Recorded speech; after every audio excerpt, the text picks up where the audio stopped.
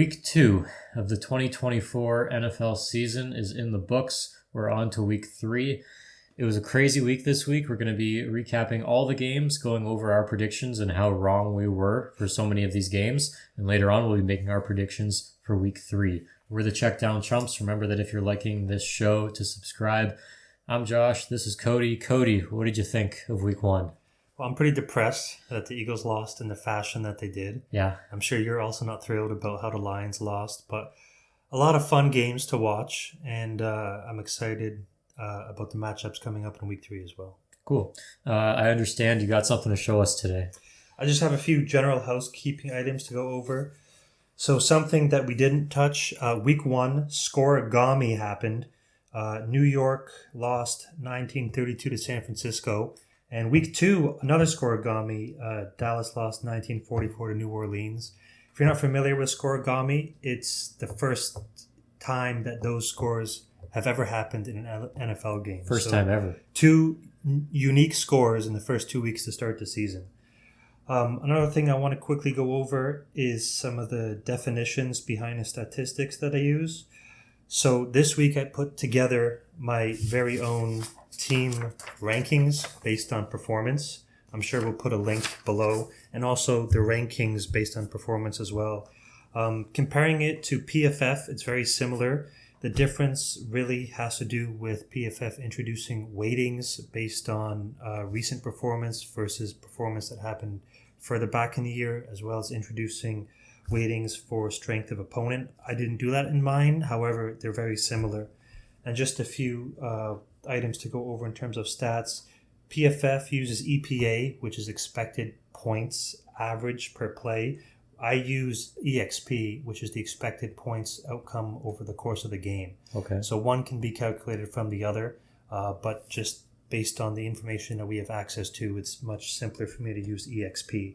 The idea behind it is that it takes the weight of each play based on the down, how far away you are from scoring, and the outcome after the play based on where you were previously. So driving the ball downfield consistently is good. Turnovers and sacks are bad. So I agree. You can get the idea of how this comes. Average net yards per attempt. I have the formula here in front of me. What I like about this is that it considers sack yards, time sacked, and it also weighs in passing touchdowns and interception to the equation. So again, it really takes a hit for sacks, and we'll see that for a couple of guys this week. But it's good if you don't make a lot of mistakes. And then the last item here is average depth, which is a metric that I really like using, and I have it here a couple of games, which is the average depth that the team was able to manage over the course of their drives. So 100 is scoring a touchdown. Okay. So if you have an average depth of 80 or higher, that means you averaged getting into the red zone on every single drive. This is how many yards you were able to matriculate, or Yeah. where your drive ended, basically. So we'll see. Actually, there's a few teams here this week that had a very good and also very bad average depth, which, in my opinion, is something to look at when predicting the games going forward. So Sure. Just a few housekeeping items there. All right, very cool. For our Week 2 games, our picks that we made last week, I ended up only being 9-7. Not as good as Week 1. How'd you do? I was 7-9. Okay. So I think that puts you at 500 for the year so far, right? Yeah, not too good. Okay. Good thing I haven't been betting on these games. Yeah, so 16-16 for yourself. I'm 23-9. Yeah, we'll keep it moving here. Game 1 from last week, we had the Bills and the Dolphins in Miami. Division game. The Bills ended up winning that one 31-10. I took the Bills. I didn't anticipate it to be this lopsided. Big game for the Bills. And Josh Allen in this one didn't have to play quite as much hero ball as he usually does. He only passed for 139, and he only added 2 on the ground, which is pretty uncharacteristic from him these days.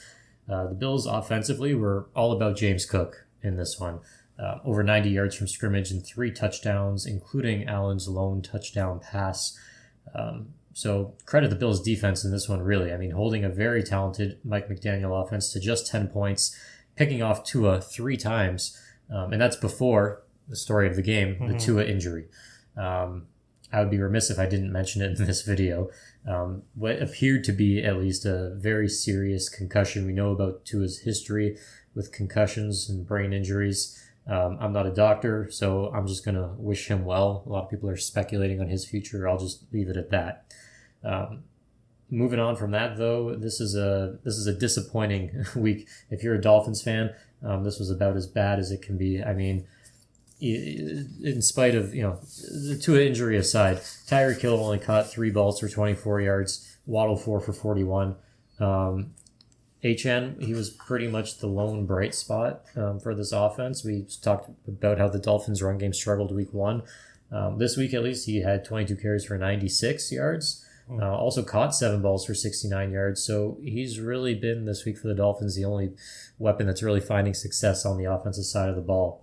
But man, this is just about as bad as things can get if you're a Dolphins fan. It's only week 2, but the outlook for the season for them, and dare I say the outlook beyond this season, is looking pretty bleak. So what'd you think about this one? Yeah, well, I've heard rumors that they might go after a few quarterbacks to fill the gap. I think today it was confirmed that Tua's going on IR, so he's out for at least 4 weeks. I heard rumors of Brady potentially coming in. I like that one. I like the talk about it. I don't think it's very likely to happen. I think a more likely scenario is them going after Jimmy G. He's rotting away in the bench right now. He is familiar with the Mike McDaniel system. He definitely isn't as good as a quarterback as Tua, but he definitely would be better than the other options they have available to them at the moment. You don't like Skyler? Opinion. I don't like Skyler. Okay. Although he did have a really good game against Buffalo in the playoffs 2 years ago. They almost won. So that's something to consider. But the story of this game is the turnovers, Tua with the 3 picks, and also the penalties. Miami, 7 penalties for 50 yards. Buffalo, only 1 penalty for 5 yards. You can't play the Bills from behind and expect to come back. Their defense is good.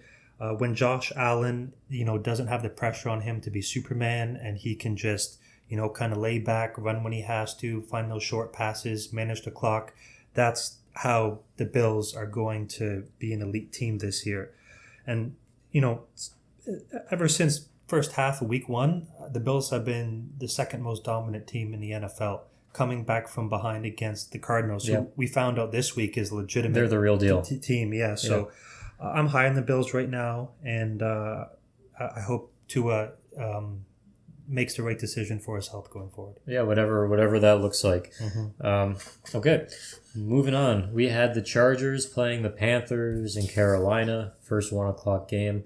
I took the Chargers in this one. The Chargers won 26-3. I'm still alive in my survivor pool. Thank the Lord. And that was the reason I was truly glued to this game the most, because in reality, this wasn't really one that, many people were interested in watching, I don't think. It seems like the Chargers have found their identity this season, and that's run the ball, let Herbert simply manage the offense and, make some plays when he has to, and play defense, right? Play defense as well as you can and hold on. Herbert only had 20 attempts. He was 14 for 20 for 130 yards. He did have 2 touchdowns and also a pick. So really not the Justin Herbert we're used to seeing, but again, that seems like it's the Chargers' identity. Now, once again, J.K. Dobbins, for 2 weeks in a row, incredibly efficient on the ground. He ran the ball 17 times for 131 yards, over 7 yards a carry, and he had a touchdown. So I love what I'm seeing from him so far. One of my favorite guys from Baltimore. And speaking of which, another guy from Baltimore, Gus Edwards, he actually had more carries than Dobbins did in this game. He had 18 carries, but he only managed 59 yards on the ground. So we'll see what that load split looks like going forward. But for now, Dobbins is making the most of his opportunities. And I think without him, this would be a completely different offense. So they've really found a recipe there that works for now. Jim Harbaugh, he's got the team buzzing. So yeah, I'm happy with where the Chargers are at now. The Panthers, on the other hand, they're looking rough. I saw a highlight of Bryce Young literally on the verge of tears after throwing an interception in that game. So yeah, obviously not going well for their second-year quarterback. We just found out that he's getting benched. Red Rocket. Yeah. Andy Dalton's coming in. Now, the last time Andy Dalton suited up for this team, he did throw for over 300 yards and a couple scores. So I don't like the Panthers any less after making this move. I think you have to like them a little bit more. I don't know. Dave Canales, I think is how you actually say their head coach's last name. But on this show, we're calling him Dave Canales, just to keep you guys up to speed. I don't know what Dave Canales is doing. I don't know that much about him. But it's a rough start for him, I think, in Carolina. So we'll see. I'm rooting for Bryce to figure it out at some point. Maybe 12 years from now, he'll end up a backup in Seattle, get the starting job, and be a good quarterback in this league like Geno Smith. Sometimes that's just the path that these guys go down. But yeah, we'll see what's in store for him. You never know. What do you think about this one? Well, here, I'll show my graphic again, and if you notice, you won't see it on the link, but you'll see it here. Carolina isn't actually on the graphic because the printer actually cut out, and I didn't notice it because they're so far down, in the bottom right corner, away from every other team, that they didn't make the cut. So it's not a good performance. No. So just some numbers here. They were the worst team for all these categories. Okay, worst in passing yards was 69. Least offensive first downs was 7. Worst expected points with negative 22.5, which is abysmal. Second lowest adjusted net yards per pass attempt, 0.32. That's just not going to get the job done. Second worst behind Chicago. Worst all-purpose yards, 1 for 12 third down. They had 4.3 plays per drive, an average of 14.5 yards per drive. Average depth downfield of 42.5. Again, second worst behind Chicago. I mean, they're just the worst team in the league right now. It's not even close. Yeah. So maybe the Red Rocket can get it done where Bryce Young couldn't. It'll be interesting to see how he comes out week 3. But for me, the story of the game is actually Justin Herbert waiting to get the results back from the X-ray on the foot. Right. Because they do need him, regardless of if he's playing great or not, in order to make a statement this year. So yeah, I'm hoping he comes back healthy. Yeah, he doesn't have the volume numbers, but that doesn't mean he's not critical. Impactful. He's experienced. He's running the offense. He's a key. He's the key to that team. Your franchise quarterback, right? So absolutely, we'll see. Moving on, we had another game that it was a bit of a shock. We had the Saints playing the Cowboys in Dallas. I think we both took the Cowboys in this one. The Saints week 1 had a really impressive outing against the Panthers, and we thought, well, it's the Panthers. Well, no, they went on to score 44 against Dallas, beating them 44-19. And Dallas sees their 16-game regular season win streak at home come to an end in crushing fashion. Yes. So the Saints keep it rolling. Over 42 weeks in a row, just blowing out their opponents is insane. And they do it in Jerry World. So if you're a Cowboys fan, you got to be just, scratching your head at the very least. If not, pounding your head against the wall. This was the year they're supposed to be all in. So, just like every other year. Just like every other year. Derek Carr continues to, business as usual, slinging it all over the field. He looks great. Clint Kubiak, he's obviously got that offense, prepared and ready to go. It's a huge change, like compared to last year. It's absolutely insane what this offense is, now we see is capable of. Another guy, Alvin Kamara, he's the guy who looks like he's completely rejuvenated. 4 touchdowns on the day, 180 scrimmage yards. Unbelievable. Meanwhile, in Dallas, their running game struggling to get going. Zeke didn't look effective. Some guy named Rico Dowdle, I don't know if you know who that is or how you say his name, but it looks like he might be the running back going forward. At least he had some success in terms of efficiency on the day. Dak, 293 through the air, but he had 2 interceptions, and again, he only scored 19 points. So to me, this seems like a team failure. Like there's lots of blame to go around for Dallas. It feels like McCarthy, despite how much success he's had there over the years, they've just been itching for a reason to get rid of him. Mm-hmm. And so if this year they fail to meet expectations, they have a losing record, yeah, he's on the hot seat, I think. I think so. Well, I have Dallas, performance-wise, as the 25th ranked offense and the 20th ranked defense. It's not a recipe for success. No, it's not. Really, for me, the story about this game in particular is, like you said, the first loss at home in their past 16 games throughout the regular season. Of course, they had that loss to Green Bay in the playoffs last year, but throughout that 16-game streak, their average margin of victory was 21.5 points. right? That's insane. They're killing teams at home. Yeah. And also something to mention about Dak here.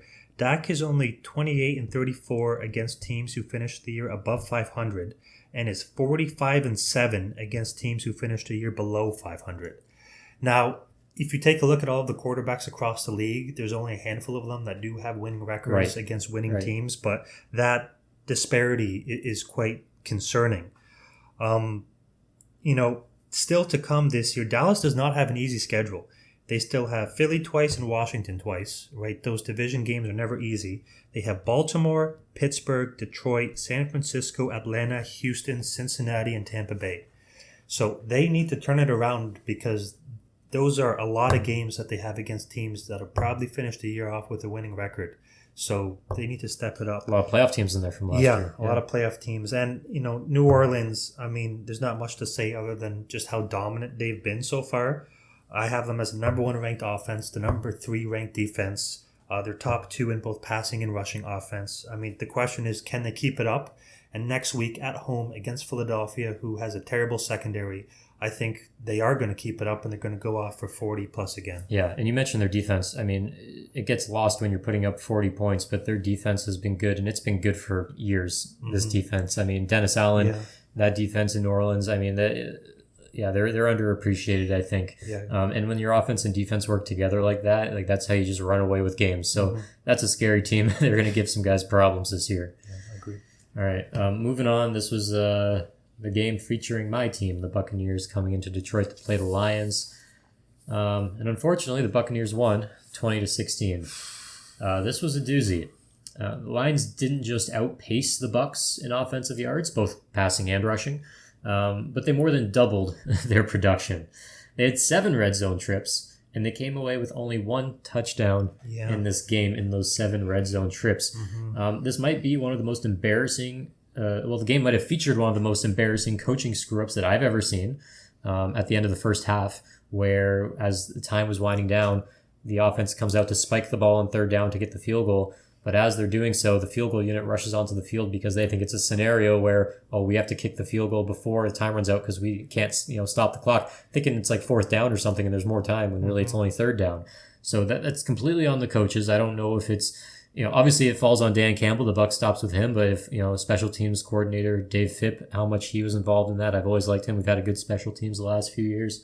But that's just an embarrassing screw up. And when you look at how the game played out, at the end of the game when they could have taken a field goal, but they needed 4 points. If they already had a field goal, they could have settled for a field goal to take the lead. You never know how these things shake out. But again, it's a critical mistake that really came back to bite them. Okay, I want to jump in here quick. Please. So this is one of 3 games this week where a team had a field goal mishap that resulted in a loss. Detroit, San Francisco, and Philadelphia. We can also put Baltimore in there, but I consider them to be in a separate situation. But in terms of those 3 teams who all have big aspirations this year, I believe that the Lions coaches and Dan Campbell handled the situation the best. Right? In a post-game presser, he took full responsibility for everything that happened. He was upfront about it. He said he had to be better. He is there for his guys, which is part of the reason why I'm so big on the Lions this year. On the contrary, you take a look at Sirianni in Philadelphia, and he didn't even speak to his players after the game.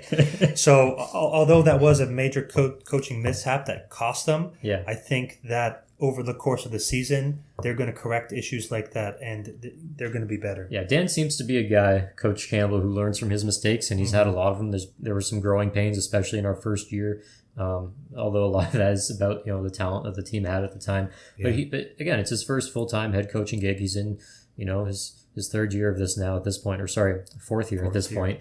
And he's gotten better every year. His in-game management for the most part has improved. This was a mishap that was unfortunate, but again, like you said, he's the first guy to take responsibility when things go wrong, and he's the first guy to give praise for other guys when things go right. So I'm confident that we're going to turn this around. It just sucks considering, it's week 2 and this is a winnable game against a very good team, which could come back to bite us considering, playoff seeding and whatnot, because Bucs are going to be in that playoff picture, and there's a lot of talented teams in the conference. Yeah.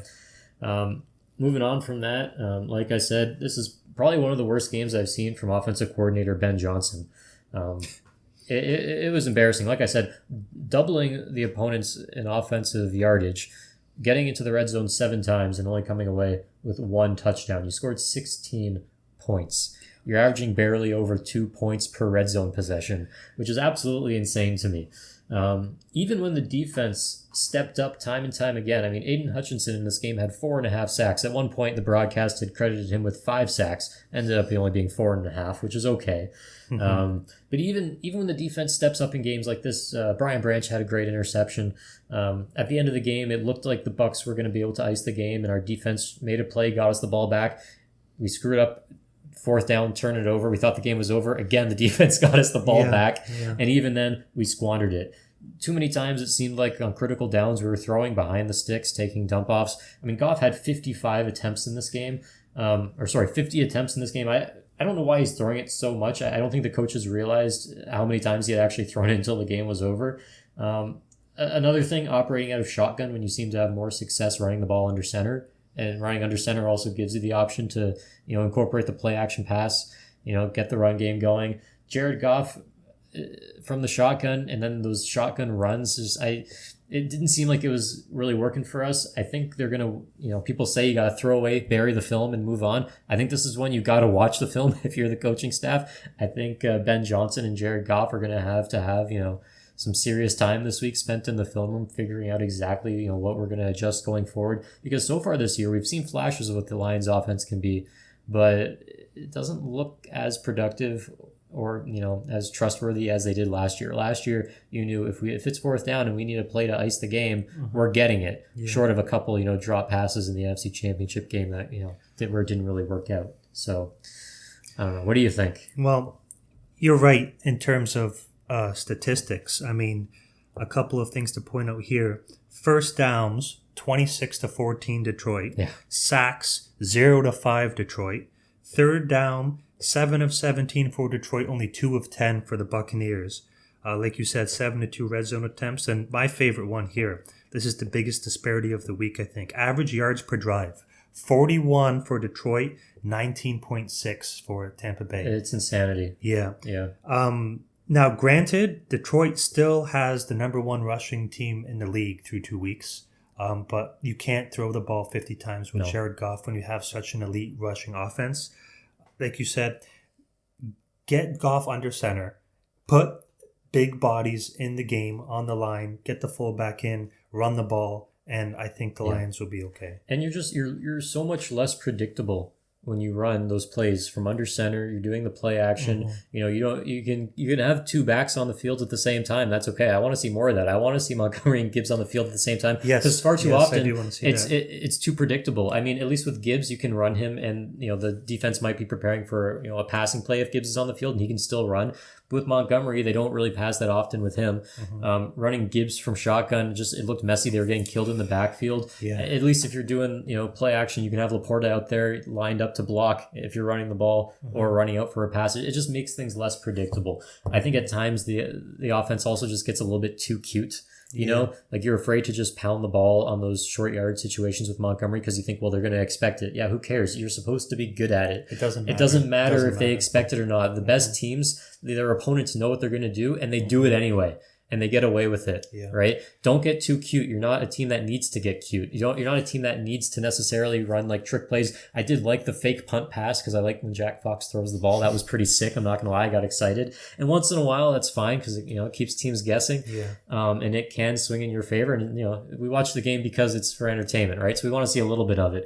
But at the end of the day, you're not a team that needs to be gimmicky. You're not a team that needs to get too cute. Just run your bread and butter plays. Run to the right side behind Sewell. I'm wondering if Kevin Zeitler, the right guard that they got from Baltimore, he's like 35 years old. I'm wondering if he's not quite as dominant as they thought he was going to be. The offensive line did shuffle a little bit in the offseason, so that could be part of it. But I just feel like you got to impose your will. That overtime drive against the Rams, that's what we need to see from this team. Yeah. So, I agree. Quick, before we move on, shout out to Baker he did end up heck of a game. He did end up having the game-winning rushing touchdown. There, right? Yeah, Baker's tough. Like he's a tough cookie. Yeah. He's a guy who's going to make some noise this year. So shout out to him. They're 2-0. He's best passing stats in the league, maybe next to Derek Carr and Kyler Murray.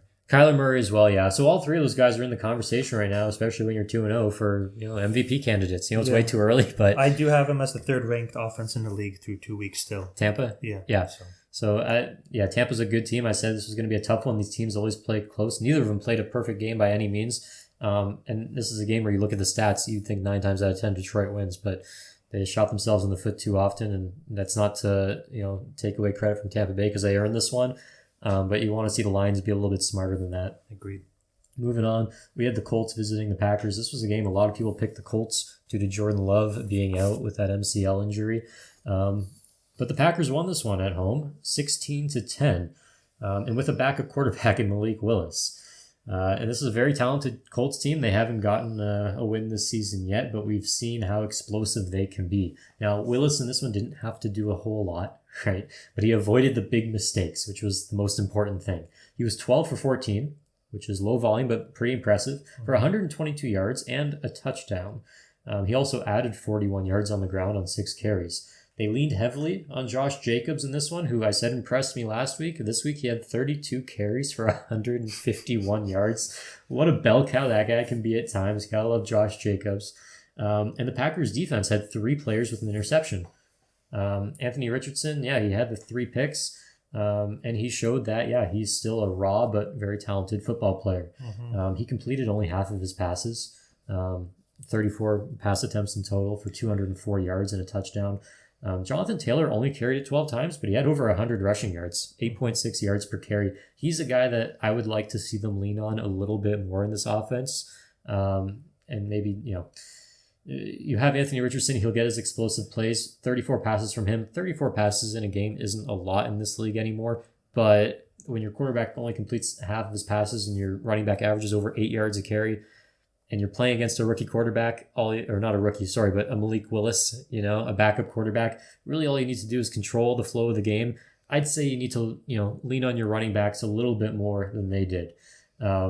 So best case scenario this week for Green Bay is, without Jordan Love, that's about the best that you can expect. So if you're a Packers fan, you got to be happy. If you're a Colts fan, you're probably a little bit frustrated right now. But they got potential still for the season. They do. Just a quick shout out for the throw up on the ball. Yep. Yeah, I don't know if you saw that. I heard about that. There was a play where the center threw up on the ball pre-snap, and Willis just took it and ran with it because he wasn't sure if he could throw it with puke all over it. It's too slippery. Yeah, too slippery. Shouldn't have had that popcorn. Yeah, but this game here, a few mistakes by the Packers, right? Josh Jacobs fumbled at the 1. He did. The Colts recovered in the end zone, and a missed field goal in the fourth quarter prevented this game from being, a blowout. Yeah.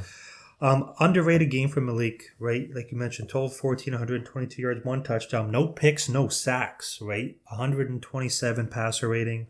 A really good performance from him today. Now, on the flip side, you see that Indianapolis has allowed over 230 yards in the ground per game, right? So they're just not going to get the job done with the other team dominating time of possession in the ground game like that.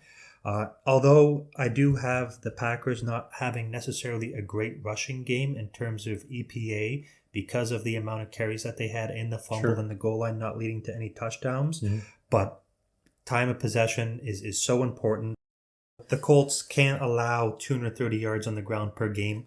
Coming up, they have Chicago and Pittsburgh. Not necessarily great rushing teams, but teams who do like to run the ball. They're capable. So we will see how they perform against them. But Anthony Richardson, he's an up and down quarterback, and I suspect this year we're probably going to see more downs than ups. Yeah. However, he still is an alien, so he will have those mega performances every once in a while. It's just a matter of the team being able to stop the rush on the defensive side. Yeah, I mean, you think back to last week, Joe Mixon, what he did to them. Now 150 yards on the ground for Jacobs. Yeah, they're having issues stopping the run. Yeah, I have the Colts as the 3rd worst defensive team through 2 weeks in the NFL. Yeah, I mean, only giving up 16 this week, but it could have been a lot more. That red zone fumble, like you said, it really could have got it out of hand. Yeah. All right, moving on. Another game I think we were both really disappointed by. The Browns visited the Jags, and the Browns won 18-13. Another disappointment. I picked the Jags. I really wanted to see them find their groove this week. I thought this was the get right week. But the struggles just continue for Doug Peterson and Trevor Lawrence. And the longer this goes on, the more I think we ask the question, how long can we wait for them to figure this out? Did you know Trevor Lawrence hasn't won a game since Thanksgiving of last year? I did not know that. The Jags have won one game since then, towards the end of the season, and he wasn't active for that game. It was the only game they won since then. So Trevor Lawrence has not won a game since Thanksgiving of last year, and that was against the Texans. It was a close game, 24-21. Yikes. The game that they did win was against the Panthers, 26-0. And they did not have Trevor Lawrence for that game. For Trevor, I mean, he's probably more disappointed than anybody. Not just in the team, but like himself, just how things are going. This was an experiment that I thought, you put together a Super Bowl winning offensive-minded head coach, the most talented generational prospect ever, goes number one. You put them together, and what do you get? A team that hasn't won a game in almost a year. I mean, this is insane. Mm-hmm. So I don't know what's going to happen. Now, Cleveland only scored 18, so their defense was good enough to win.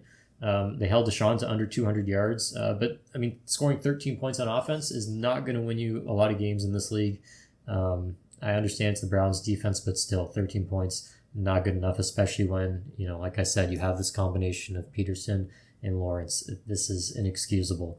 And, I mean, you look back to last week, too. They only scored 17 against Miami. So 30 points combined through 2 weeks. Not a good start for the Jags. So I don't know what the issue is. Lawrence was also under 50% on passing this week. Yeah. He took 4 sacks.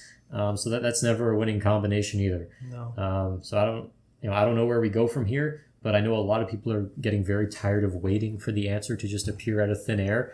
And in these desperate situations, I know that sometimes, big decisions are made, often emotionally. So we'll see what happens to this team and to this head coach.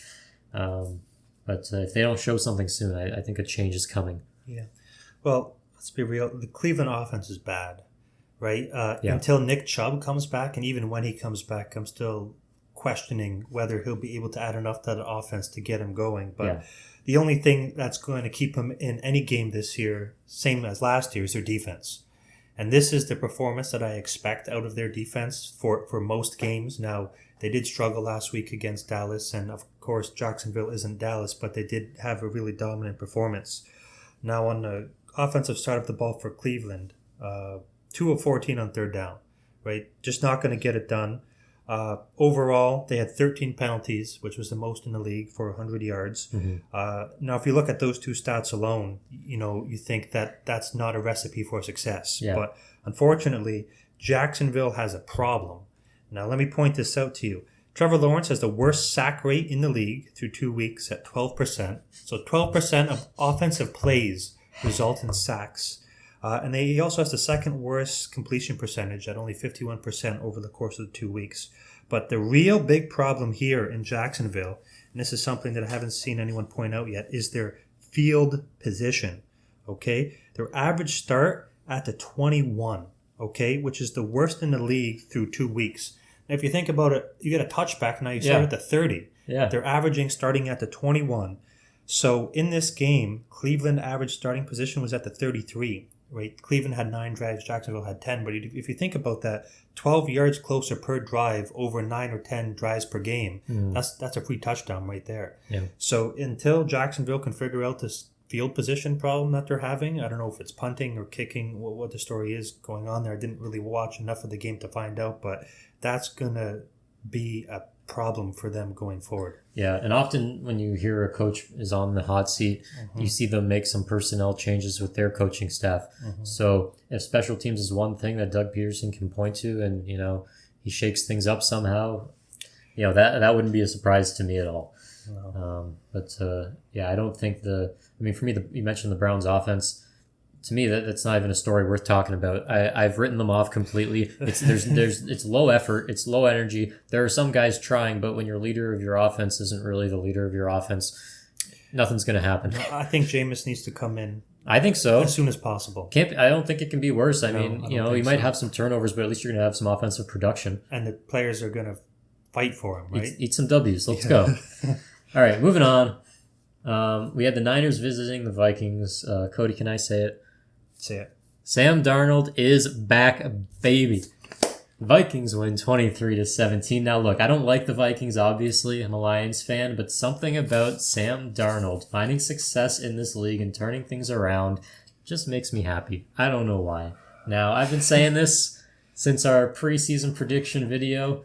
I had faith in this combination of Kevin O'Connell and Sam Darnold. And then week 1 happened, and we thought it was a little bit of a fluke. They're playing the Giants. And I asked you, I said, what if the Vikings win this week? Is Sam Darnold back? And you said, look, if the Vikings manage to win, sure, we can have the conversation. Well, he's back. Because the Vikings just beat the San Francisco 49ers. It's very exciting. I'm very happy for Sam Darnold. And I think a lot of this stems from me just wanting to laugh at the Jets. Because really, if you're a Jets fan, like, this is pretty hilarious. I think that's where it's coming from. Because honestly, I want the Vikings to be 0-16 or 0-17. Like, that's every team in the division I want to be 0-17, which isn't possible. But I want every team to just suck, except for the Lions. So I think it's just my apathy towards the Jets, and, I think that's where it's coming from. Anyway, in my opinion, this was going to be the upset of the week until another game happened, which I caught at the end of a little bit later, so we'll get into that when we get there. But this was a crazy one. I did not anticipate the Vikings winning this one. I did pick the Niners, even though I'm rooting for Sam Darnold. I still picked the Niners. I think every sane person did. This was unbelievable. Now, the play of the game for me, Darnold's 97-yard touchdown pass from his own end zone to Justin Jefferson. He just, he threw a bomb from his own end zone, and Jefferson did the rest of the work. Crazy combination there. Now, Jefferson did leave the game with a quad contusion, which sounds horrifying. I don't know what that entails, but it sounds very scary. It does, yeah. But he seems optimistic that he's not going to miss any more games. So we'll see where that goes. I do have him on my fantasy team, so I hope he's telling the truth. I think that's also maybe a little bit why I'm rooting for Sam Darnold. Maybe. Because I need him to support Justin Jefferson. But nevertheless, we'll see what this offense looks like if Justin Jefferson is slowed down at all. Now, this really was a team win, though. I mean, the Vikings forced turnovers. They blocked a punt, which led to the first points of the game on their field goal. Really just a real good all-around team effort. And they're playing for each other. You win a couple games, you start believing in yourselves. You beat the Niners. This team can get hot. They got momentum on their side, so that's a scary thing to look out for. Now, Brock Purdy, he still threw for a lot of yards, over 300, and Jordan Mason's still very good, I guess. He had 20 carries for 100 yards and a touchdown, but the team effort by Minnesota was just too much to overcome. They forced mistakes against the Niners. It was just too much. So, just like everyone predicted, the Vikings are alone in first place in the NFC North at 2-0. After knocking off the conference champs. So if you're a Vikings fan, you're on top of the world, baby. Congratulations. I'm happy for you, I guess. Okay, I'll touch on the Sam Darnold thing at the end, but I like this game. This is probably one of my favorite games of the week to watch. Yeah. I just want to take a few things, because you're right.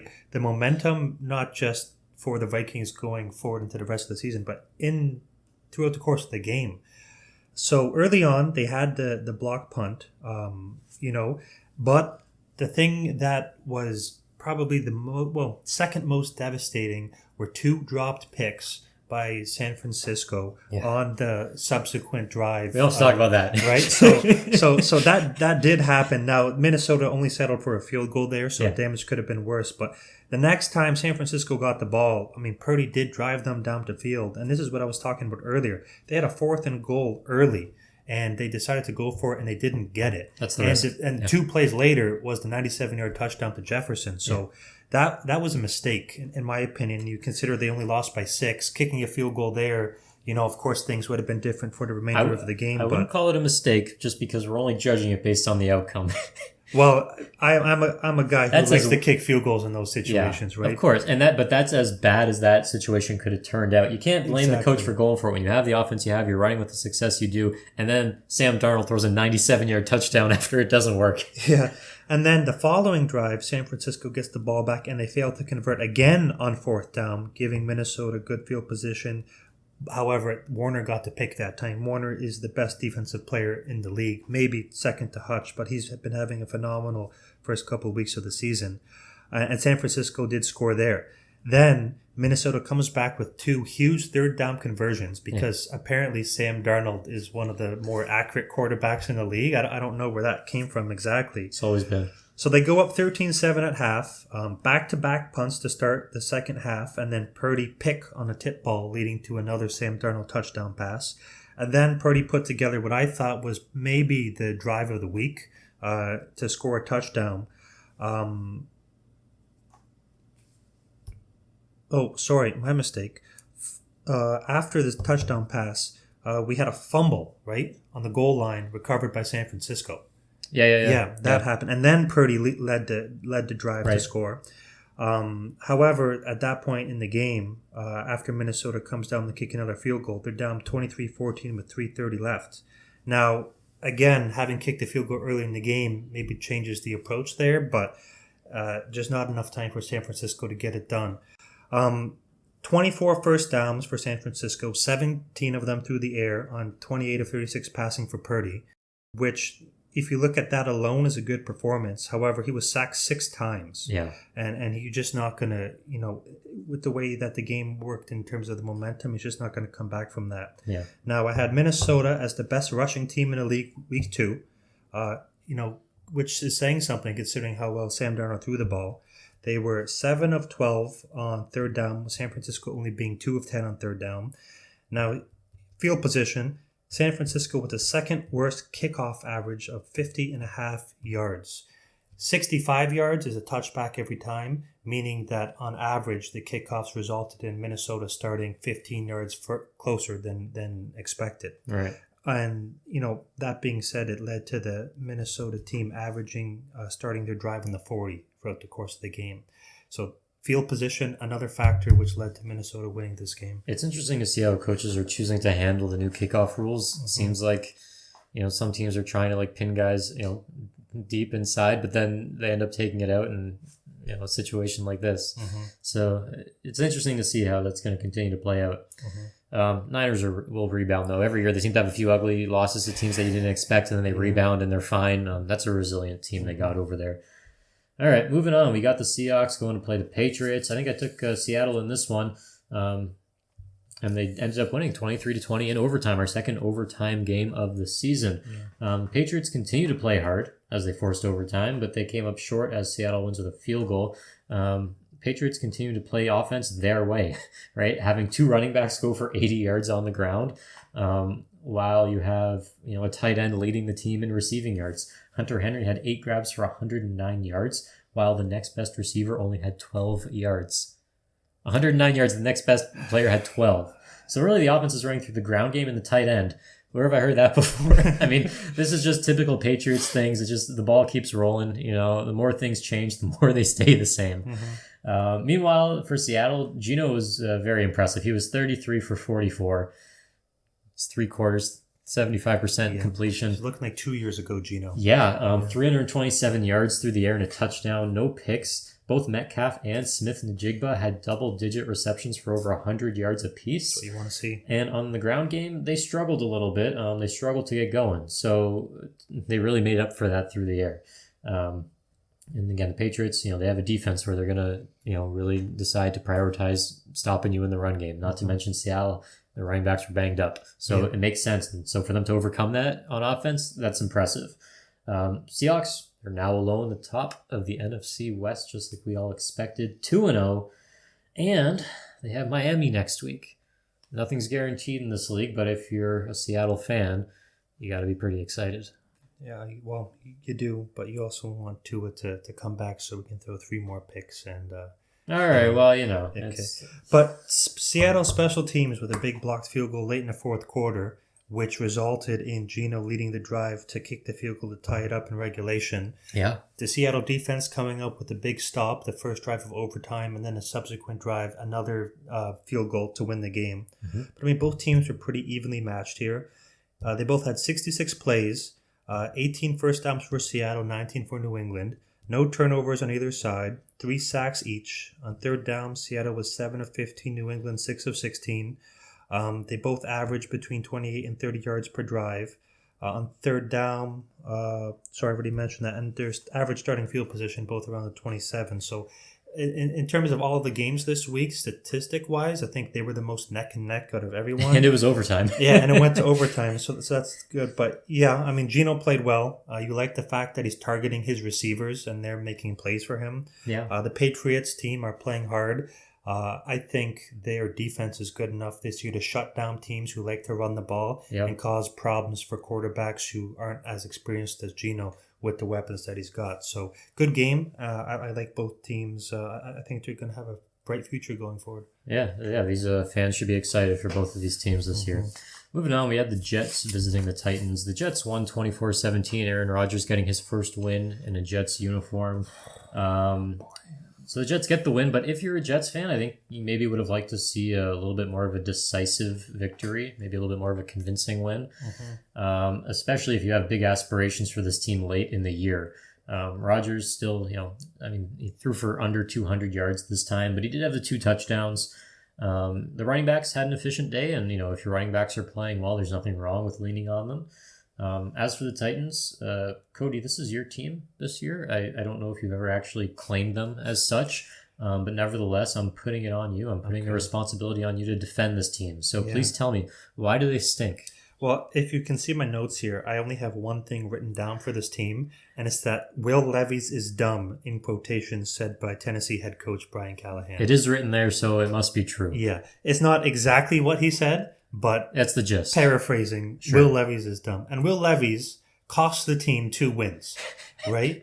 With these 2 dumb plays that he made, right? They would have beat Chicago and they would have beat the Jets. Yeah. So really, it's all on him.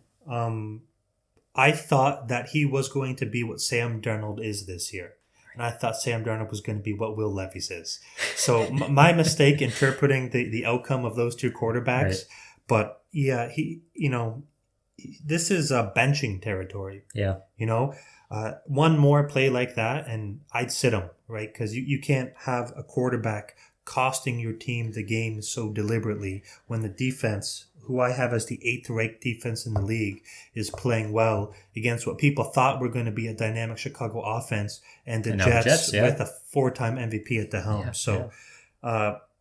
He's got to play better, or they got to bring in whoever is on the bench to start instead. It's just not going to work for them. I was going to say, do we know who else is on the roster? I don't know who the backup is to Will Levis. Maybe they bring back Tannehill.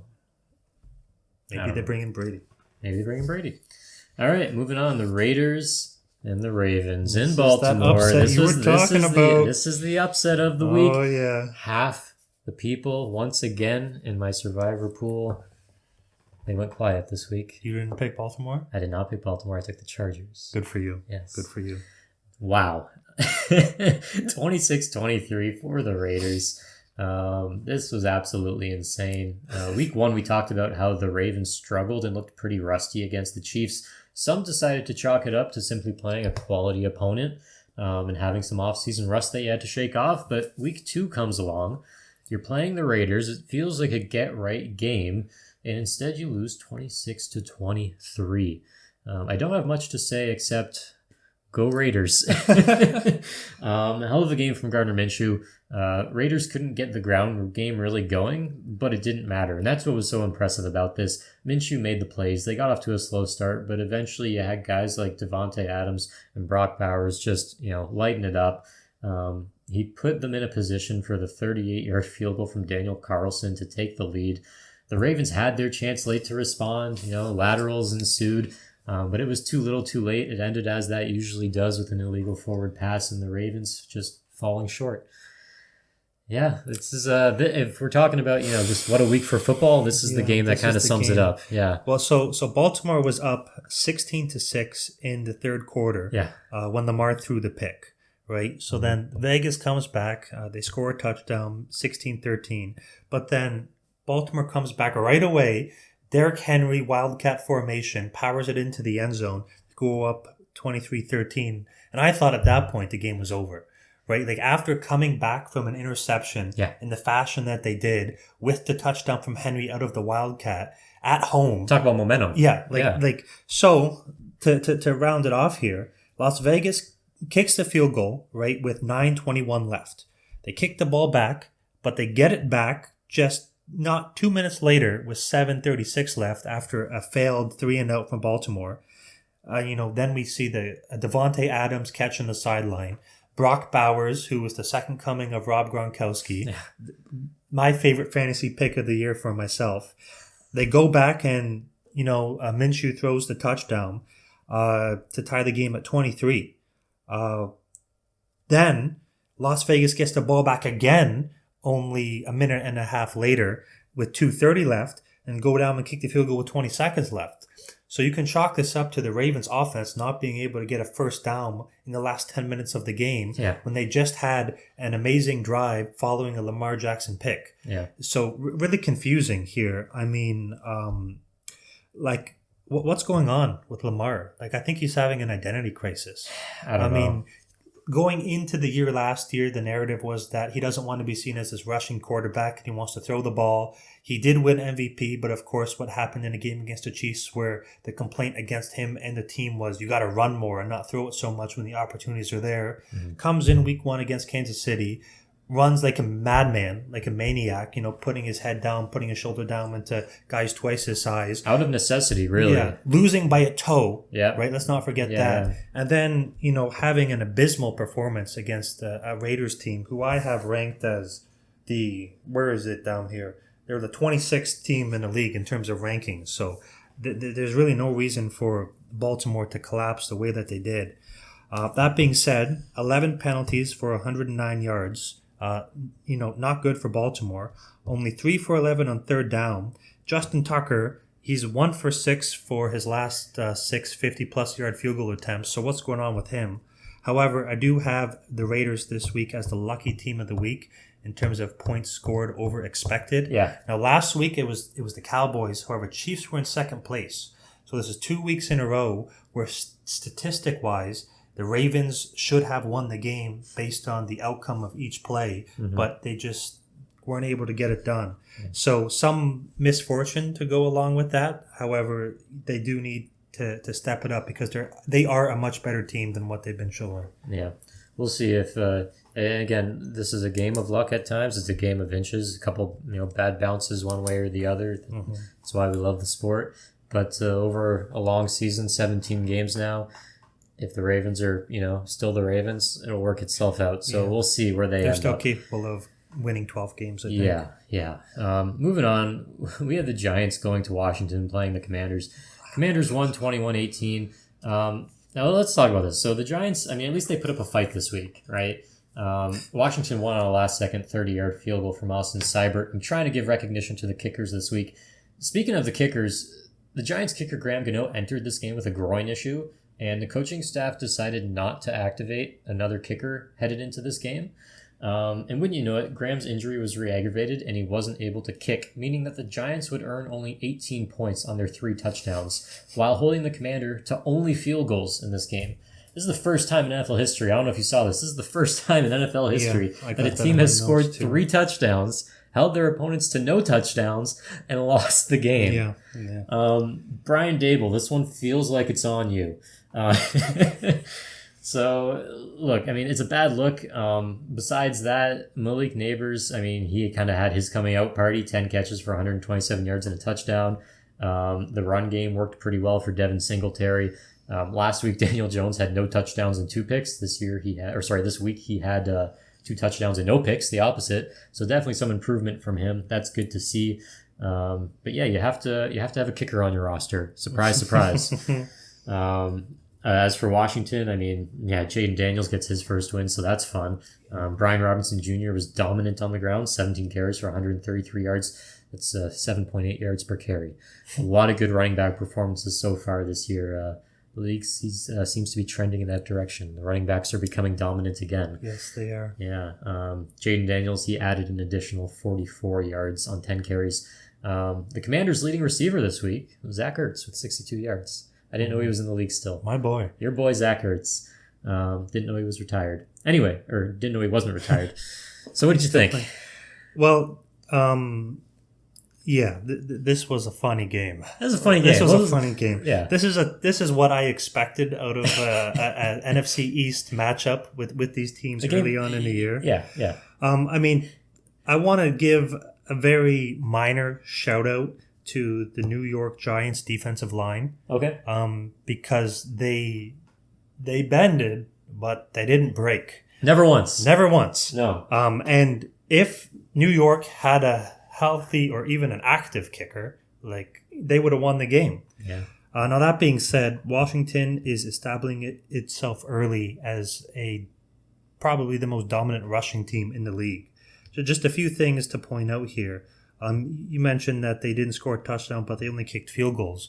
But in terms of the drives, I mean, again, this week they were the best team in the league in terms of their driving performance. Last week, I think they were top 3 or top 5.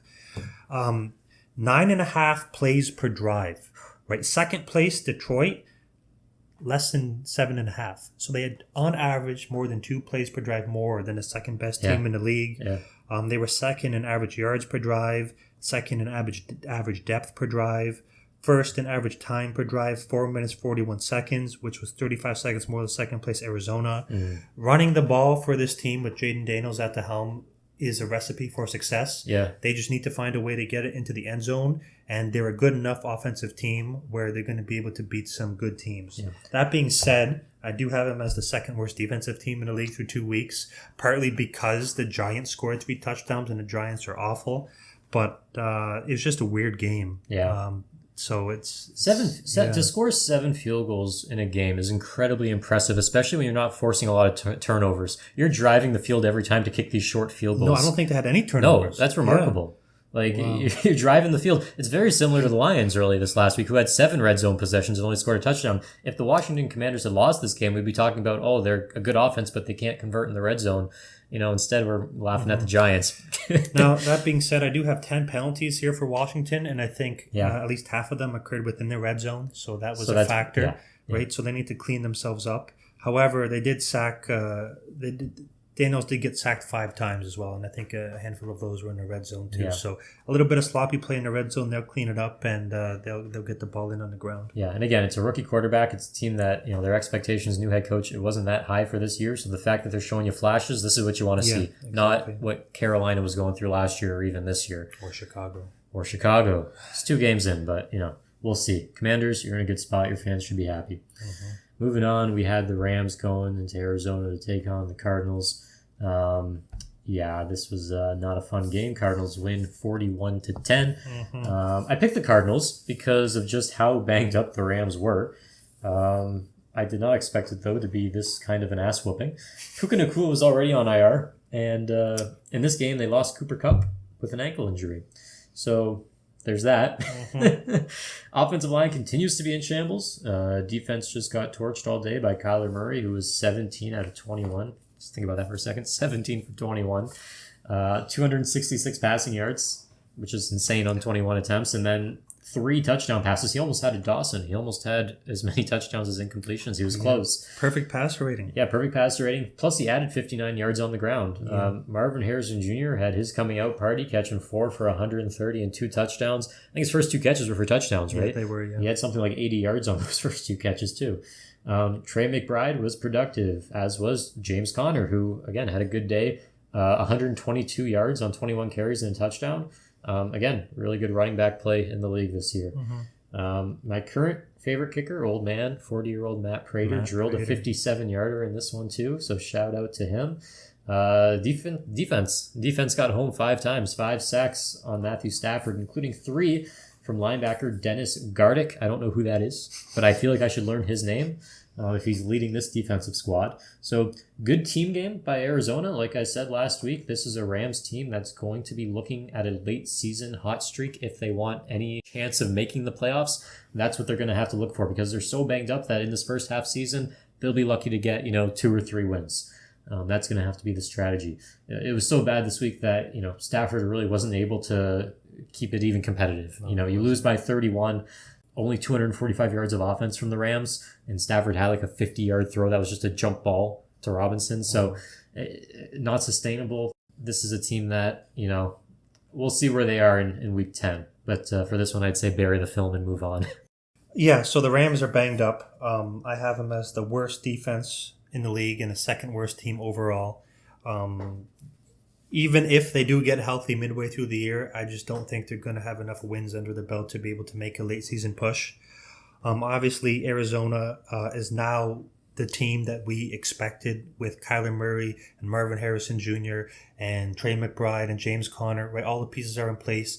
It seems to be working out well for them. They do have Detroit and San Francisco 2 of the next 3 weeks, so those are going to be tests to see how they compare against the elite teams in the NFC. I'm more worried for Detroit and San Francisco in those games, to be honest. Well, now I did pick the Rams to win. I just wasn't expecting the disparity to be so large between the teams.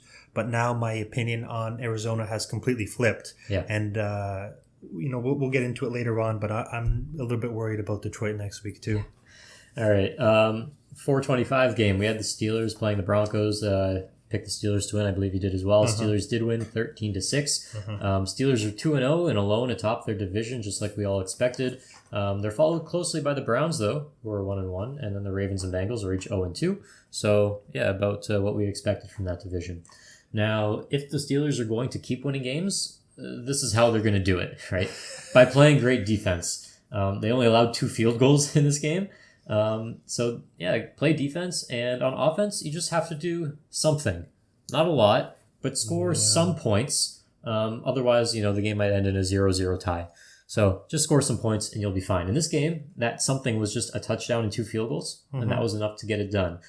They were fairly efficient running the ball, and for Justin Fields, he had another sub 200-yard passing game, this time with only 117 yards. But he did have the touchdown pass to none other than second-year tight end Darnell Washington for his first career touchdown. And he didn't make the big mistakes, right? Or at least, he made enough throws. He kept them in the game. He ran the offense, and he did what the coaches asked of him. So do you think this is a sustainable strategy, or is this going to fail against more formidable opponents? No, I don't think so. I think that as bad as Pittsburgh was, Denver was worse, and that's the only reason they won this game. Okay. So just going over this quickly, second worst rushing team in the league was Pittsburgh with minus 10.13 expected points when rushing the ball. Third on 36 attempts for 141 yards. 4 of 13 on third down. 10 penalties for 78 yards. Average starting at 22 with an average depth less than the 45-yard line. They weren't able to move the ball down the fields. However, Justin Fields had the most incredible play of the week that was called back because of the flag when he rolled out and threw that dart down to Pickens. Perfectly thrown ball. Like, if that wasn't called back, that would be on every single highlight reel. I mean, that was amazing. That's the potential of Justin Fields, right? Yeah, I think they still have to stick with him over going to Wilson just because of the potential that he brings to that offense with the speed. And he hasn't turned the ball over yet once, which is something important considering how good that defense is. But Denver, 124 penalty yards, which is the most in the week, which is awful. 5 Pittsburgh first downs because of Denver penalties, right? So, as much trouble as Pittsburgh had moving the ball, Denver didn't help him out with those penalties behind it. But Bo Nix, 2 of 12 on third down, 55 passer rating. I have him as a bottom 5 rushing and passing team. Of course, they go up against that spectacular Pittsburgh defense, but I just don't know how long he's going to last in the starting role before Sean Payton pulls him out. It just can't be too long. So he's not Drew Brees yet? He's not Drew Brees, no. Okay. Well, we can move on from this one. We got the Bengals playing the Chiefs. For a lot of people, this was the game of the week, and it was a close game. The Chiefs won 26-25. Yeah. It was a good game. It was close. Yeah. 2 AFC teams with Super Bowl aspirations. This time, it kind of felt like each team leaves a little bit to be desired, I felt like. And Mahomes, he only threw for 150 yards. He had 2 touchdowns, but he also had 2 picks. Kelsey only had 1 catch for 5 yards. So they're winning games, but not in the way we're used to seeing them win games. No. So their identity is changing a little bit. Kelsey did have that long catch that was called back for a hold. But still, that would only be 2 catches on the day. The Bengals, they struggled to run the ball effectively, I thought. Jamar Chase was held under 40 yards. So some players, they did play well. Mike Gesicki, over 90 yards on the game, 7 catches for Cincinnati. Rashee Rice, 5 catches for 75 and a touchdown. He's kind of fulfilling that Kelsey role a little bit, especially underneath. He's kind of taken his position, and that's what you can do when you have multiple good wide receivers on your team. So that, there was that. But again, like these are offenses that have yet to really, they've either yet to establish their identity, or their identity is just going to be something we're really not expecting from them. It's just looking totally different this year. So we'll see what that looks like over long term. Now, I think both of these head coaches will tell you that, there's lots of room for improvement, but, in case of Andy Reid, he'll tell you that a win's a win. Now, one defensive play that I will acknowledge was the interception off of Mahomes by the third-year cornerback, Cam Taylor-Britt. Beautiful. Nasty one-hander to end the third quarter as the Chiefs were trailing. Unfortunately, their defensive effort just, wasn't enough. Mm-hmm. But it was a close game. Respect to both teams. Yeah, I mean, going into the year, I thought this would be another year where Mahomes was back to his MVP caliber of play. That's what I thought. That's why I drafted him. Yeah, with all of the weapons that he had, things were looking good. Yeah. But the one thing that didn't die is the dark magic spell or whatever it is that's going on in Kansas City. Yeah. I mean, Cincinnati missed an extra point, right? Mm-hmm. They lost by one. Yeah. The Burrow fumble recovery that led to a touchdown. The Jamar Chase unsportsmanlike flag that led to the field goal instead of potentially moving the ball for a touchdown that would have won him the game. Penalty-wise, Kansas City 4 for 44 yards, Cincinnati 8 for 79 yards. The second last play of the game on the PI that was called, what nobody talked about is the fact that number 74 in Kansas City, I think it's Jawan Taylor, the right tackle, he held on the play. But the problem was that the play before that, there was illegal hands to the face against Trey Hendrickson. So I'm sure that the referees weren't inclined to calling back-to-back penalties on Kansas City unless it was something egregious. Now, that doesn't get talked about because that play obviously was the pass interference, which, I don't even know why that guy's on the field at that point. What is he doing? But that's how Kansas City can win games with whatever this spell is that they have on teams. So, I mean, poor offensive performance, 3 turnovers and 9 drives. Kansas City only 1 of 8 on third down conversion. They do have this dark magic, whatever it is behind them. So I don't think that they're not going to make the playoffs and make another Super Bowl run. I don't see a collapse in their future, but it would be nice to see from a Kansas City perspective that offense get back in rhythm to what it was 2 years ago or 5 years ago. Yeah, you'd like to see it. And you look at these teams the Chiefs have beat so far, and you look at their other games. The Bengals lost week 1 to the Patriots in an embarrassing fashion. The Chiefs narrowly beat the Bengals by a point. The Chiefs narrowly beat the Ravens, and in the Ravens' other game, they lost to the Raiders. Yeah. So these teams are struggling against bottom-tier teams or teams that were supposed to be bottom-tier, and then they're playing the Chiefs, and the Chiefs are only barely beating them. And it's like, are the Chiefs, is this actually just, is this the Chiefs' magic? I will flash back to the Eagles last year. Yeah. Because they started the year, 10-1, the only loss coming against the Jets, but all those wins that they had were very close, very ugly-looking games, which led to the collapse. Now, the Reid-Mahomes combo is definitely not the Sirianni-Hurts combo, which is why the Kansas City faithful definitely has more hope in their team not collapsing like the Eagles did and, trying for that 3rd Super Bowl in a row. But I'm just putting it out there that things are trending not so well for the Chiefs, even though they did pick up two wins early on. How sustainable is it really, right? If we get to week 12 and they start dropping games, then we shouldn't be surprised. Exactly. All right, moving on. We had the night game on Sunday. We had the Bears going in to play the Texans. The Texans won 19-13, but it was a 6.5 point spread, so they didn't cover. So that was sad. We don't really care about that. Now, this wasn't as decisive as a win as I expected. Both defenses performed well enough to win, I thought, but neither team reached 20 points, which for a primetime game, in 2024, I feel like the fans want to see more points scored. Joe Mixon was held in check after an explosive week 1. He only had 25 on the ground on 9 attempts, and that was before he had to leave the game with an ankle injury resulting from an apparent hip drop tackle, which wasn't flagged. I guess the refs are saying that to start the season, they want to start by just finding guys for these so that they get used to it before they start calling them in games. I don't know, but that's what it looked like to me. Now, we'll keep an eye on him going forwards. Cam Akers was the guy who stepped in after the Mixon injury. He averaged 4.6 yards a carry. We'll see if he can be the guy going forward. Only had 7 carries, though, for 32 yards, so we'll have to see. Caleb Williams didn't eclipse 200 yards, but he did eclipse 100 yards for the first time, so that's fun. That's a milestone for him. Threw for 100 yards. No. What do you mean no? It's not a milestone. Well, technically it's. He threw for 174. Now, he was 23 for 37. He did have 2 picks on the day, so kind of more just, typical rookie growing pains from him. He did add 44 on the ground, which I guess is nice. DeAndre Swift on the ground, he struggled to get it going. Really rough day for him. 14 carries for 18 yards. Not what you want to see. This offensive line, I think, needs to come together a little bit if they want to, if they want any shot of a functioning offense. I mean, for a rookie quarterback, taking away any productivity whatsoever from the ground game is not helpful. I know we talked about Caleb coming into a perfect situation before the season started, but so far Keenan Allen's been banged up. He missed this week. DeAndre Swift has not been effective at all. Obviously, Caleb Williams is a rookie. He's playing like a rookie. It's been a little underwhelming so far, but at the very least, we have to say that this offense hasn't reached expectations, even for reasons outside of Caleb Williams, right? Their ceiling was so much higher than this. It just hasn't materialized yet. So we'll see what it looks like, a few weeks from now. But for now, disappointing. And yeah, there's lots of blame to go around. And I know you'll get into that.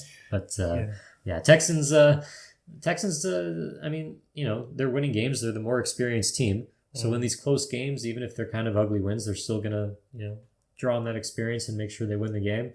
I expected more from them this week. They did have some guys who stepped up. I mean, Nico Collins, 8 catches for 135 and a touchdown.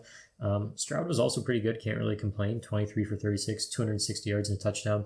Didn't throw any interceptions. So even though it wasn't the prettiest game in the world, you got your win. You go home.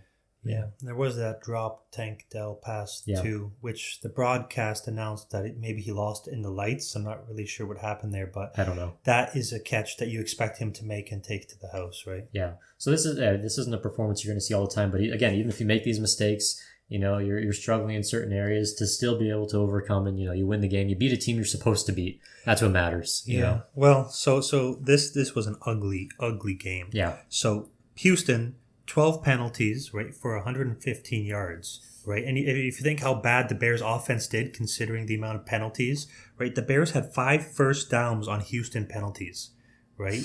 Like you expect when that happens, that's typically a sign for offensive success. Exactly. Yeah. And along with the fact that Houston was the worst rushing team of the week, right? Negative 12 expected points on the ground, which is abysmal. But I mean, Caleb, you say he played like a rookie. He played like a toddler. I mean, listen to this. Adjusted net yards per pass attempt, 0.09. Right? 7 sacks, 2 picks, 9 penalties for 60 yards, a 51 passer rating, 17.1 average yards per drive, and the lowest average depth per drive at 42 yards. So they only averaged getting the ball to the 42-yard line. Their own 42. Their own 42, right? Oof. So, I'm not making any excuses for Caleb. No. He needs to be better. Yeah. I mean, this is abysmal. Yeah. This is Justin Fields, right? If I'm a Bears fan, I'm begging for him to come back at this point, right? Like, you think you had this guy come in, he was going to be everything that you dreamed of and more with all the talent that he possessed. Yeah. But nobody was really talking about the fact that the guy's a little weird, right? The guy's a little odd. Maybe he doesn't have this great chemistry with the players. You saw the clip going around of DJ Moore saying something on the sideline to Travis Bagent or Tyson Bagent, the backup quarterback, something along the lines of, I'd rather have you in there. I'm not that great at lip reading, but it definitely wasn't positive towards Caleb. So it looks like the animosity within the locker room is already starting week 2. So either he needs to step it up immediately, or I fear that the Bears are not going to be the team that everybody thought they were this year, which might lead to some devastation considering they had, the number 1 and the number 5 pick this year. Yeah. I mean, Caleb Williams was a guy that, as a rookie, was voted a captain by his teammates. But once you see the product on the field, your teammates are all veterans, right? DJ Moore's a vet. Your Keenan Allen's a vet. All these guys around you are veterans. Defense, you got some vets on that side too. They all have an expectation, right? They know they don't have forever wait for a rookie to develop, so they're hoping when he comes out, he's a CJ Stroud type rookie, But that's such a rare thing, At the very least, you want a rookie who's kind of managing the game. Someone like a Mac Jones in his rookie year, where they're able to have a little bit of success. I know his career didn't go so far the way that we thought it would after his rookie year, but that's the kind of thing you want to see. At least you're managing the games. You're not costing your team the games, right? So he's made some critical errors. He's costing his team the games. Yeah, he is right now. And for a long time, that was typical of rookie quarterbacks. It still is more often, I think, than we like to admit. But yeah, I think we have to see. I haven't given up on him. at this point, but we'll see. Well, as a number one overall pick, I'm pretty sure that you're almost forced into giving him a captain role as a quarterback, right? Not being a captain would have been a story in itself, so it's almost like that falls upon him regardless. I don't know. I don't really know. I'm not giving up on him yet, but through 2 games, he's been the worst of the rookie quarterbacks, even worse than Bo Nix. So it's not looking good so far. Yeah, we'll see. We'll revisit this next week. All right, moving on. We had the Monday Night Football game, final game of Week 2. Falcons going to Philadelphia. We both picked the Eagles. Yeah, we did. After that Week 1 debacle the Falcons had against the Steelers, they found a little bit of success against this Philly defense. The Falcons won 22-21. Now, like I said, the Falcons didn't have to play the Steelers defense this week, and it showed, right? Not a massive day in terms of scoring, but offensively they clicked a lot better than they did last week. Kirk led the team on a go-ahead touchdown drive in the final minutes, finding Drake London in the end zone. Coverage by my man, Darius Slay. He was 20 for 29, 241 yards and 2 touchdowns, no picks. Bijan finally got going, 97 yards on the ground on 14 carries, good for 6.9 yards per attempt. Very effective versus this Eagles front, so that was a problem. Even Tyler Algier, he was effective with over 5 yards per carry, 5.9 for 53 yards. Darnell Mooney ended up leading the team in receiving yards with 88, including the big touchdown catch that we saw. This was, and a missed tackle, right? He put a move on a guy. So defensively, Jesse Bates, he had the interception on Jalen Hurts to seal the game. That's a guy for this team that we talked about last week, saying, he needs to be the guy for the defense to make the play to win the game, and he did it. What a turnaround by the Falcons, right? So this season may not be over after all. Looks like they do have some hope, and of course they do. It's only Week 2, but they're showing some promise. For the Eagles, they were down A.J. Brown in this one, right? Hurts felt that a little bit, throwing for only 183, but he did add 85 rushing yards and a rushing touchdown. So, we saw a little bit from him. There were moments where he looked like, Jalen Hurts is back. He also threw for a touchdown to Devontae Smith. A nice throw. Yeah, but he also, like I said, threw the game-sealing interception. Speaking of Smith led the team with 76 receiving yards in the air. But this game was more about the ground game, right? Barkley also had a good day, 22 carries, 95 yards. However, he did have a costly 3rd down drop, which if caught potentially would have iced the game for Philadelphia. Again, this is a game of, inches. It's a game of one play here, one play there. It goes the wrong way, bad bounce. Things can get out of hand. They ran the ball effectively, but it was just a few mistakes. Yeah, I don't know what to say, man. I'm sorry. This one very easily could have gone your way. You would have liked to have seen just, the Eagles make a statement and really, but this is a talented Falcons team like we talked about. They ran to the Steelers last week. They're better than we thought. Yeah. I was ready to come in here and say good things about the Eagles. Yeah. The ball in the air to Barkley, I was thinking, well, you just run the ball. And if that doesn't work, you run the ball again. But I don't... It's 3 yards. Yeah. Yeah. I didn't mind the play call, but there's a buildup. And I want to go back a little bit and talk about this. Sure. So early in the game, right, we talk about missed opportunities with field goals. The Eagles decided to go for it and 4th down. I don't think it was 4th and goal, but it was 4th down within the 10. And they didn't convert. That 3 points would have been the difference at the end of the game. But the problem that I have is the coaching, right? Nick Sirianni, he's got to go.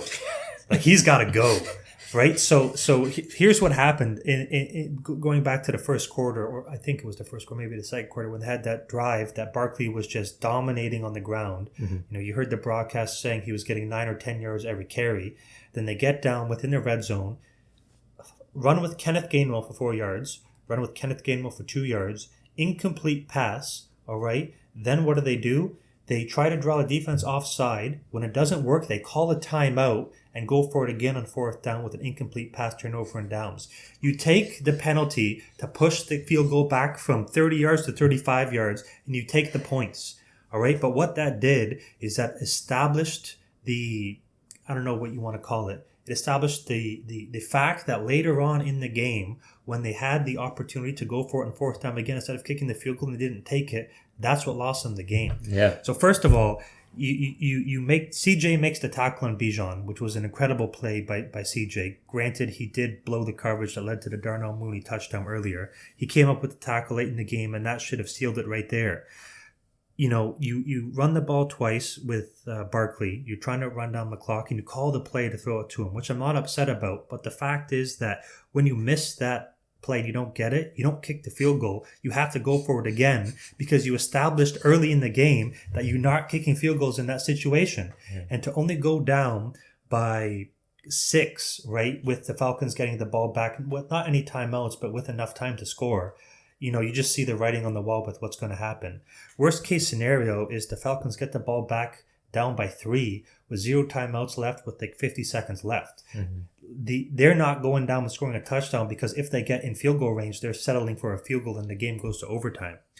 So Sirianni, in my opinion, although Barkley dropped the ball that would have sealed the game, the coaching blew them that game. So it's just been a trend going back to week 12 of last year. Yeah. The Eagles are 2-3 in games where they were up by 3 or more points with less than 2 minutes left. The rest of the league is 90-11. So, you can blame it on Barkley for dropping the ball, which he should have caught, but trends like that are definitely not good for a team who has Super Bowl aspirations. And I think Sirianni is to blame for all of this mess since then, and they got to get rid of him. Yeah. I mean, the Falcons are showing they got talent. They're putting something together. But if the Eagles have Super Bowl aspirations, they're not meeting the Falcons in the NFC Championship game. They're going to be meeting teams that are a lot better than the Falcons. Yes, I think. Anyway, maybe I'm speaking too early on the Falcons, but yeah, the Eagles, they got to figure this out. I mean, you beat Green Bay. You lose a close one to the Falcons. I mean, you got to come out one of these weeks and just make a statement. Well, they travel to New Orleans week 3. If there is a time to make a statement game after an abysmal game-blowing performance, that's what it is, right? Yeah. I mean, it's looking more and more every week that the Saints are going to be a team to host a playoff game based on these performances. So it's now. We'll see. Speaking of looking at week 3, let's look at the week 3 games and make our picks. We'll run through these for you guys. Mm-hmm. Thursday Night Football, we got the Patriots going to New Jersey to play the New Jersey Jets. New York Jets. Sorry, New York Jets. I'm picking the Patriots. I mean, this is one I thought about for a little bit. The Jets did win, but it was against the Titans, and the Titans, like you said, I mean, they could have won that game if their quarterback didn't just, throw it away. Yeah, I'm taking the Patriots. The Patriots have been playing their brand of football. They've been playing it well. They know what works. They're smart. They're well coached. Give me the Patriots. Let's roll back the clocks. 7-8 years. It's the Patriots. Yeah. I like the Patriots too. However, I'm thinking that this is a little bit of a revenge game for Aaron Rodgers after what happened week 1 last year when he tore his Achilles and went out for the season. Yeah. Now, matchup-wise, I do think the Patriots defense, along with, Christian, is going to shut down Garrett Wilson. However, just out of the fact that this is a revenge game, even though I've been wrong on all my revenge game picks so far this year, I'm still going with the Jets. Yeah. All right. I like when we have different picks. That makes it exciting. Yeah. All right. The first 1 o'clock game on Sunday, we have the Giants going to Cleveland. This was a weird game, man. These are 2 teams that I just could not care less about. I'm taking the Browns, which is kind of weird, but yeah, I'm taking the Browns. I mean, what if Brian Dable just decides not to activate a running back for this game? Like, you don't know what he's capable of. It's a close matchup. It's an offense that's dysfunctional versus an offense that doesn't care. I don't know. But the Browns are at home, and if that pushes it even a little bit in one direction, I don't know who's going to win, but the Browns are at home, so I'm going to take the Browns. And not to mention Browns defense. There's no way the Giants offense can score any points. You can put it's the not immovable object versus unstoppable force. It's the opposite, right? It's the force that has no force versus the object that moves at like a slight breeze, Yeah. I mean, it's the 30th best team in the league going up against the 28th best team in the league. So, I mean, but I got the Browns too. I think their defense is going to shut down Jones. So, yeah. Then we got a game where I think I know what you're going to say, but we got the Bears visiting the Colts. I'm taking the Colts. I'm assuming you're taking the Colts as well. I'm taking the Bears. You're taking the Bears? Yeah, I'm taking the Bears. How are they winning this game? Anthony Richardson is an up and down quarterback. Yeah. Okay. The Bears have the second best defense in the league. Yeah. Okay. I think if Anthony Richardson doesn't put together an alien type performance, that the Bears defense are just going to shut down that offense. Even with Jonathan Taylor, I think the Bears' run defense is so good that he's not going to be a factor. Okay. All the Bears have to do is not turn the ball over, and I think that's going to be such an important point on Caleb this week that I think this is going to be like a 7-3 or 10-6 type of game win for the Bears. That's all Caleb has to worry about this week. Just don't turn it over. It's his only point of emphasis. Yeah. All right. I like you said, Anthony Richardson, he's an up and down quarterback. He was up week 1. He was down this week. I think he's up this week. Also, I want to point out the fact that the Colts have allowed on average over 230 rushing yards the first 2 games. So if Swift and Herbert can maybe get something going on the ground, then it alleviates some of the pressure from Caleb. And with that defense going up against a up and down quarterback like Richardson, I think this favors the Bears. Okay, we'll see. Maybe Caleb uses his legs as well. Mm-hmm. All right, we got the Texans going to play the Vikings. I love Sam Darnold, but you got to take the Texans. Sorry, you got to take the Texans, right? I'm picking the Texans just to be clear, okay? I'm taking Houston. The Vikings, they're coming off a high last week. I think they still have the momentum, and they're going to play a good game. We just saw the Texans play a sloppy game against the Bears. Vikings are going to put up more of a fight than that. But yeah, this is a game where, Jefferson, I really don't know how banged up he actually is. Mm-hmm. If it's worse than I think, then the Vikings are in trouble. Vikings are still an effective running team, though. They can still rush the ball, but again, the Texans, they have the experience. Things are going right for them so far this year. It's just kind of an easy pick. I'm taking the Texans. I thought you were all in on Sam Darnold. I am, but it doesn't mean I think the Vikings are going to win every game. Well, you know what? I'm all in on Sam Darnold. Give me the Vikings. How do they do it? Skull. Yeah, give me the Vikings. I mean, let's see what they did against San Francisco 49ers. I mean, you think Houston probably has the better passing offense, than San Francisco, but Vikings came to play, and nobody thought they were going to beat San Francisco. Nobody thinks they're going to beat Houston. Give me the Vikings. I thought you were all about the revenge games. Stephon Diggs. No, his revenge games don't count anymore. No. Look, they got a trio of wide receivers where I think any given week, 2 of them are going to be taken out and one of them is going to go off. It also is going to depend on Mixon's health, right? What he's looking like. I don't really know. That's kind of up in the air. And if Cam Akers could step in if he's not playing, how he plays. Fair enough. So, but the Texans also did have the worst running game in the league week 2. Yeah. And if they can't run the ball again against Minnesota, forcing them through every time, I think, what's his name? I just saw him, the coach of the Vikings. O'Connell? Oh, O'Connell. I think he's going to pull up a scheme together where he's going to be able to interrupt some of the, weapons on that offense. I wouldn't be surprised. Kevin O'Connell's he's been great. I love what he's been doing over there. Yeah, give me the Vikings. All right. Eagles and Saints. I'm taking the Saints. Saints are still at home. Saints are still the Saints until I see otherwise from them. And the Eagles, the Eagles are having Eagles issues. Yeah. So, as much as I would like to see the Eagles win this game, and how important a win would be here, I think the Saints, they're just too good right now. They're on a roll. They crushed Dallas in Dallas, which nobody thought would happen. Yeah. And against that weak Eagles secondary, Derek Carr MVP. Yeah. If we were picking against the spread, things might be a little different, but this was just a straight pick 'em. So, exactly. Saints. Next game, we got the Packers going to play Tennessee Titans. I'm taking the Packers. For me, it feels kind of similar to like what the Colts matchup was, except the Packers are on the road this time. And the Titans have a quarterback that's much more willing to throw the game away. He's got the lows. He doesn't really have the highs of Anthony Richardson. So, this one seems easy to me. I don't know. Titans are an underwhelming team. Packers, I'm taking the Packers. Give me Aaron Jones. Yeah, Aaron Jones, Josh Jacobs. Yeah, he's going to have a game. Yeah. While the Titans do have the 8th best defense in the league, until Will Levis can prove to me that his stupidity is not going to cost his team the game, give me the Packers. All right, Chargers, Steelers. This was tough for me to pick because I really like the Chargers, what they've done this year. We talked about Herbert's foot. We'll see what's going on. Assuming he's healthy, though, I still made this pick. I'm taking the Steelers. Yeah?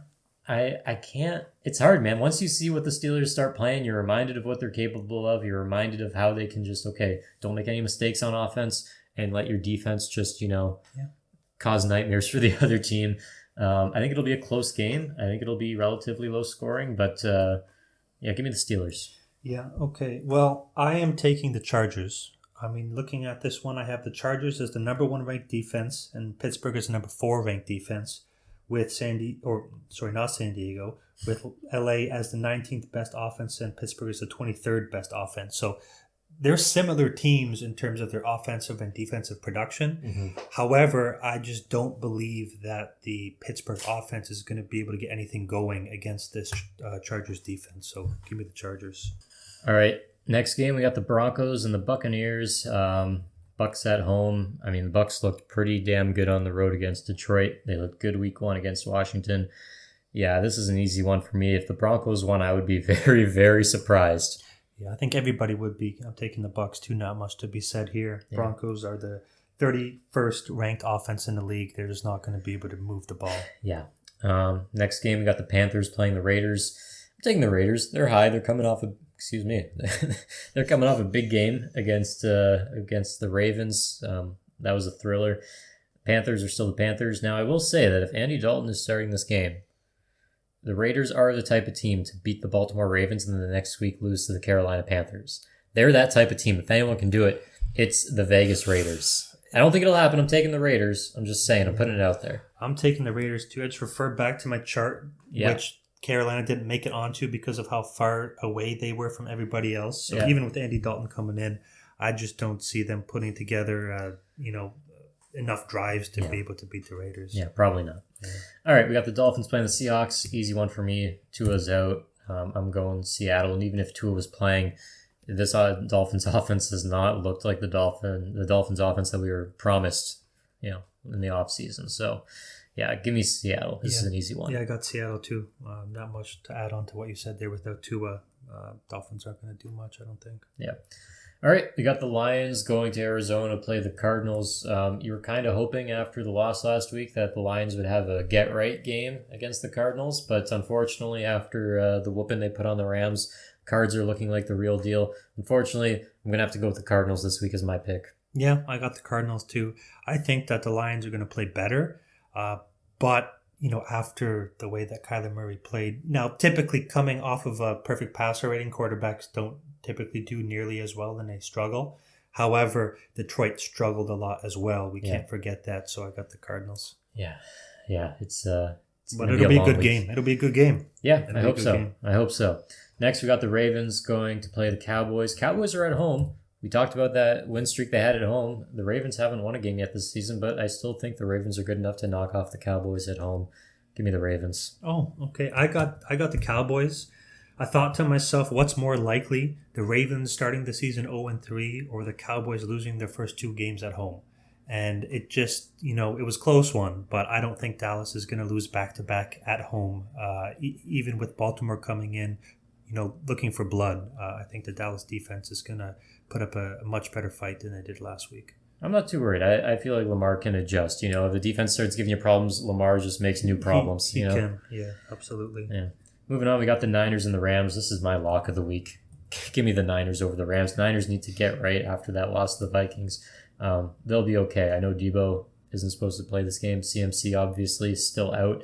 But the Rams are so banged up. They look so bad against the Cardinals. They got so many guys out. No Kupp, no Nakua. Half their offensive line is out. They've had no success running the ball each game this year. I mean, Kyron Williams has been averaging 2-point-something yards per carry. It's just the offensive line. Like the team schematically, personnel-wise, they can't get anything going. It's too much even for Stafford to overcome. And on defense, they got injuries and they're missing pieces too. It's just, this isn't happening. And again, in LA, these games are basically road games for the Rams when they play the Niners. Yeah, I got the Niners too. If I was in your league, this would be my lock of the week. This is my pick for my survivor pool. I'm taking the Niners. Yeah. All right, moving on. We got the Chiefs and the Falcons. It's in Atlanta, but prime time, and I know Kirk just won in prime time against the Eagles, but the Eagles don't have the Chiefs' magic. No. We saw that a couple years ago. No, they don't. Yeah. So give me the Chiefs. I'll continue to pick the Chiefs this year. Until they give me a reason not to. Yeah, no, I'm picking the Chiefs as well. And like you said, until they lose a game, we got to go with the Chiefs' dark magic. Yeah. Next game, we got the Jags on Monday night. This is actually interesting this week. We got two Monday night games. Yeah. It's that period of time where, the bye weeks haven't kicked in yet. So we got the Jags going to play the Bills, Buffalo Bills. I'm taking the Bills. This is an easy one to me. The Bills are rolling. They're winning in different ways. They've shown that they can win in different ways. They're a strong team. The Jags, they've been struggling. We talked about it, so I don't see them getting right versus Buffalo. No, well, we talked about Jacksonville being the worst field position team in the league, and against a team like Buffalo, that's just a recipe for disaster. So yeah, I got the Bills in this one too. All right. Last game, the late Monday night game, we got the Commanders going to Cincinnati, playing the Bengals. Bengals need a win. They desperately need a win. And you know what? It's not the week 1 or week 2 Bengals anymore. It's the week 3 Bengals, and those teams are a little bit better. They had a 1-point loss to the Chiefs last week. I think this week they get over that hurdle. They get their first win. Commanders are a good team. They can put up a fight, but it's the Bengals. It's the easy pick. Let's go Burrow. I got the Commanders. That's a nice pick. I got the Commanders. I respect that. I'm not sold on Cincinnati. Even though they went neck and neck with Kansas City, we did talk about how Kansas City maybe not be the most dominant team as we thought they were going to be. They just have magic. And the Commanders have been the best team so far this year in terms of what they've been able to produce on their drives, even though they haven't been able to capitalize with touchdowns. They've been kicking a lot of field goals. Mm-hmm. But I think they dominate in terms of possession. Burrow's going to be forced to, I think what's going to happen is that Burrow is going to have to think he's going to need to make some big-time plays that just aren't there in order to overcome how Washington is driving the ball. And I think it's going to lead to a couple of mistakes, and give me the Commanders. Yeah, if Washington continues to run the ball like they have been, I mean, you control the flow of the game, time of possession. They got a heck of a kicker, 7 for 7 last week. You never know. So I like that pick. That's a bold pick. I like it. All right, those are our picks for Week 3 of the 2024 NFL season. We are the Checkdown Chumps. Remember, if you like the show, subscribe for more. We'll be back every Wednesday this season reacting to every NFL game and picking every NFL game. Cody, got anything to say? Skull. All right. We'll see you next time.